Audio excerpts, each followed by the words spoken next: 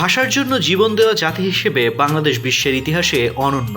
সেই ভাষার মর্যাদা স্মরণে প্রতি বছর ফেব্রুয়ারি জুড়ে অনুষ্ঠিত হয় অমর একুশে বইমেলা, যেখানে বই, লেখক আর পাঠকের মিলন মেলা বসে। কিন্তু বাস্তবতা বলছে ভিন্ন কথা। পাঠাভ্যাসের বৈশ্বিক সূচকে একদম তলানিতে বাংলাদেশ। সাম্প্রতিক এক জরিপ বলছে গড়পড়তা একজন বাংলাদেশি বছরে মাত্র ৬২ ঘন্টা বই পড়েন, সংখ্যা হিসেবে যা ৩টিরও কম বইয়ের সমান। ফলে বৈশ্বিক পাঠাভ্যাস র্যাঙ্কিংয়ে বাংলাদেশের অবস্থান একেবারে নিচের দিকে।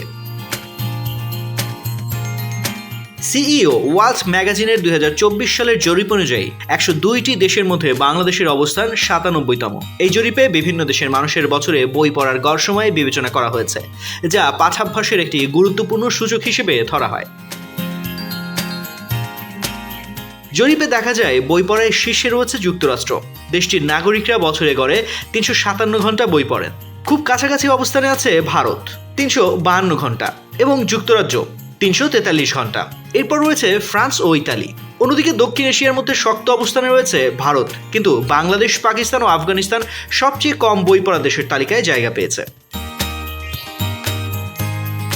বিশেষজ্ঞরা বলছেন স্মার্টফোন ও সামাজিক যোগাযোগ মাধ্যমের প্রভাব পাঠাভ্যাস কমে যাওয়ার বড় কারণ।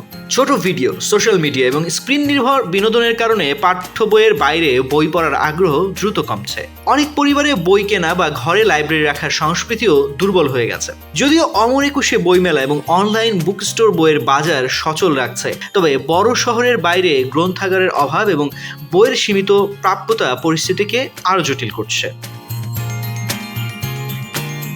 বিশেষজ্ঞদের মতে বই পড়া কমে যাওয়া শুধু একটি অভ্যাসের পতন নয়, এটি কল্পনা শক্তি, বিশ্লেষণ ক্ষমতা এবং সহমর্মিতা কমার ঝুঁকিও তৈরি করছে। তাই পাঠাভ্যাস বাড়াতে পরিবার, শিক্ষা প্রতিষ্ঠান এবং রাষ্ট্র সব পক্ষে সমন্বিত উদ্যোগ প্রয়োজন।